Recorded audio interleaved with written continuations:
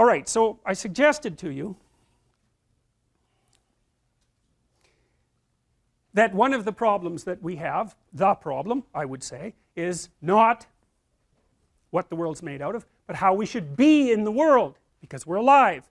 And how we should be, well, it's fairly straightforward.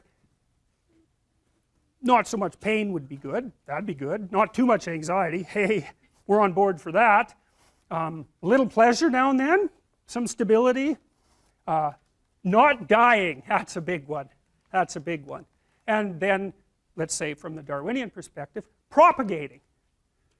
And so that's what we're aimed at, and the reason we're aimed at that is, you just think about this, it's so amazing. So every single one of the relatives you have in your ancestry, every single one of them successfully produced a child who successfully produced a child all the way back to 3 billion years ago.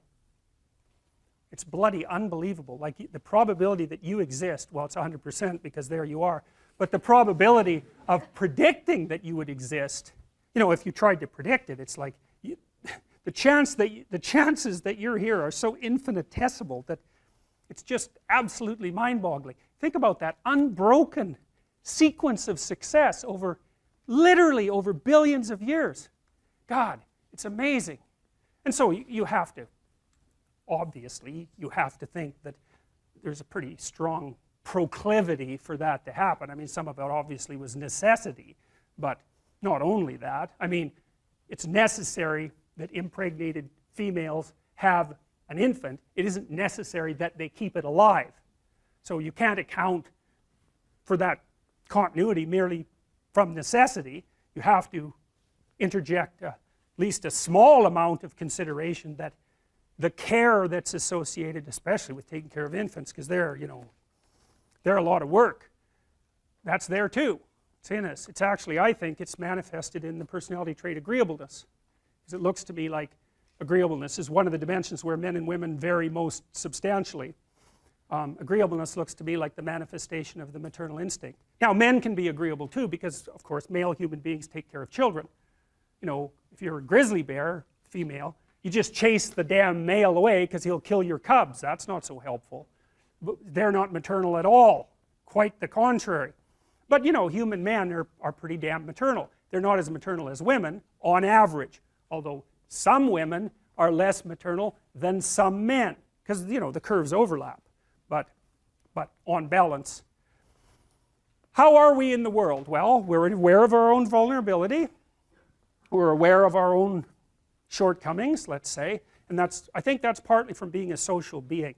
Because people are always signaling your shortcomings to you, to such a degree that you even signal your shortcomings to yourself. Because, well, you might as well fix them before someone else points them out. That's guilt and shame.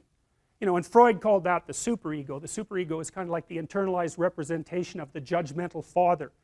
And culture, I think, is represented as a father figure, God the Father, let's say, because it's actually quite a bit like there is an all-seeing eye that's always watching you.